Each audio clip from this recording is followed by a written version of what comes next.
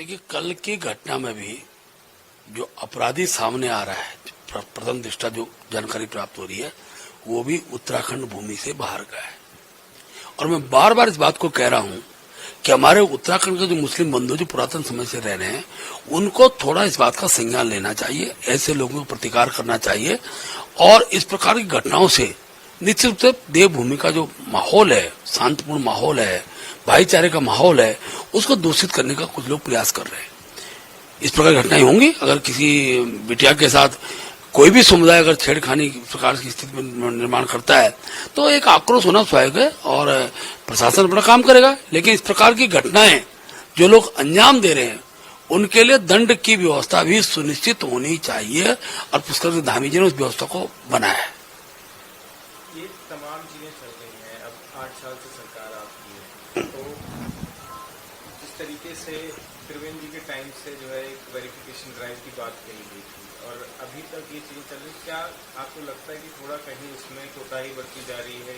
आखिरकार इसमें क्यों इस तरीके की घटनाएं होती होंगी? देखिए, मुझे लगता है कि भव्य राम मंदिर के निर्माण के बाद एक कुचक्र देश के अंदर चल रहा है। विदेशी ताकतें इस देश के शांतिपूर्ण माहौल को बिगाड़ने का प्रयास कर रही हैं और वही कारण है कि इस प्रकार की परिस्थितियां केवल उत्तराखंड में नहीं, पूरे देश भर के हर राज्य में इस प्रकार की घटनाएं हो रही हैं और अब एक समाज जागृत हुआ है। आखिरकार बहुसंख्यक समाज की भी अपनी मान बिंदु होते हैं, अपनी मर्यादाएं होती हैं। जब उस पर किसी प्रकार का आघात होता है तो आज के युग में वो किसी को बर्दाश्त नहीं है। खासतौर पर जब भारत अपनी प्राचीन संस्कृति सभ्यता की ओर मोदी जी के नेतृत्व में आगे बढ़ रहा है, उसके सम्मान की गति मिल रही है, ऐसे समय प्रकार की हरकतें करने वालों को हर हालत में दंड मिलना चाहिए। और जब उन्होंने धर्मांतरण का विधेयक मुख्यमंत्री जी लाए हैं, जिस प्रकार से अवैध भूमि जो अधिग्रहण मजारों के नाम पर की जा रही थी, उसके खिलाफ एक सख्त कार्रवाई प्रदेश के अंदर प्रारंभ हुई है। यूसीसी प्रदेश के अंदर स्थापित होने वाला है। तो ये माहौल धीरे धीरे जो वातावरण उत्तराखंड देवभूमि से प्रारंभ हुआ है, तो यहाँ के मुख्यमंत्री जी ने इसको प्रारंभ किया, मैं दावे से कह सकता हूँ पूरे भारतवर्ष के अंदर उसको एक स्थान मिलेगा। जिस तरीके से चीजें देखी जा रही हैं, धारचूला से शुरुआत धारचूला में देखी गई कि चाइना नेपाल बॉर्डर की तरफ भी लोग सड़कों पर उतरे, अब रुद्रप्रयाग में पोस्टर बैनर लगे और अब कहीं न कहीं लगता नहीं आपको, जो जब लोग सड़कों पर उतर जाते हैं तो एक अराजकता की स्थिति पैदा हो जाती है। कल भी जो वीडियो देखी दुकानों पर तोड़फोड़ हुई, तो कहीं न कहीं इस पर सख्ती से निपटने की भी जरूरत है। देखिए, प्रशासन निश्चित रूप से सख्ती से काम करेगा। किसी भी व्यक्ति को कानून अपने हाथ में लेने का अधिकार नहीं है। व्यापक जनाक्रोश को भी संभालने की मर्यादित व्यवस्थाएं रहती हैं। प्रशासन दिशा में काम करेगा और मैं कह सकता हूं कि पुष्कर धामी जी की नेतृत्व में जो सरकार प्रदेश के अंदर चल रही है, जब भी इस प्रकार की घटनाएं खड़ी होती है, चाहे हल्द्वानी का प्रकरण रहा हो, 24 घंटे के अंदर इस राज्य के माहौल को दूषित करने का जहां जहां प्रयास हुआ है, सरकार ने उसमें कड़ाई से कार्रवाई की है और उस कार्रवाई का ही कि डेढ़ दो दिन के अंदर शांतिपूर्ण माहौल पूरे राज्य के अंदर स्थापित हुआ है। केदारनाथ चुनाव में आपने भी प्रत्याशी हो चुका है, कई बार लग रहा था कि जो है अंदर खाने भी कई अलग अलग प्रत्याशी थे, कई में जगह की महत्वाकांक्षाएं भी थी, तो क्या अभी क्या स्थिति है? देखिए, भारतीय जनता पार्टी अनुशासित दल है। हमने सभी प्रत्याशियों को पैनल सेंट्रल पार्लियामेंट बोर्ड को भेजा था।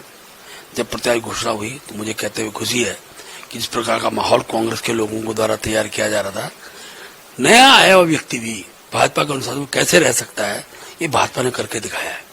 नामांकन अगले दिन जब हमारी नामांकन रैली थी, उस रैली में सभी कार्यकर्ता जो टिकट के दावेदार थे उनका भी उद्बोधन हुआ और सबने पार्टी प्रत्याशी आशा नौटियाल जी को अपना समर्थन दिया है।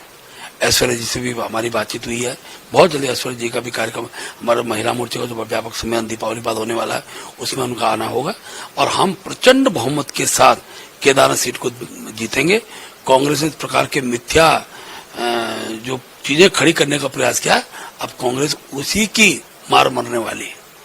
कांग्रेस एक तरफ जो नैरेटिव सेट हुआ उस टाइम में केदारनाथ किया जा रहा है और यात्रा को लेकर बाधित करने के लिए क्या इशू रहेंगे, किस तरीके से आपको लगता है कि नैरेटिव को? देखिए, केदारनाथ की जनता विकास चाहती है।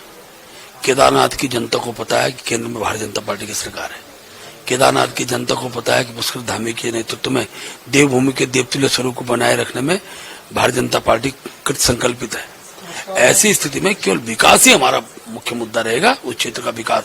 अभी मुख्यमंत्री जी ने केदारनाथ क्षेत्र की जो घोषणाएं की हैं, जिस प्रकार सारी घोषणाएं धरा पर उतारी हैं, और निश्चित रूप से व्यापक रूप से मैं कह सकता हूँ उसका व्यापक जन समर्थन केदारनाथ के अंदर मिल रहा है।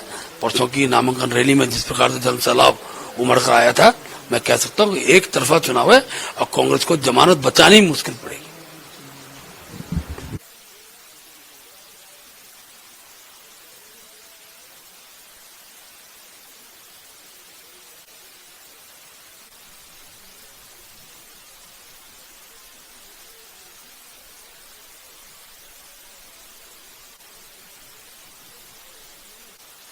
अगर आप ये वीडियो YouTube पर देख रहे हैं तो हमारे चैनल को सब्सक्राइब करें और बेल आइकन को दबाना ना भूलें। अगर आप Facebook पर ये वीडियो देख रहे हैं तो हमारे पेज को लाइक करें।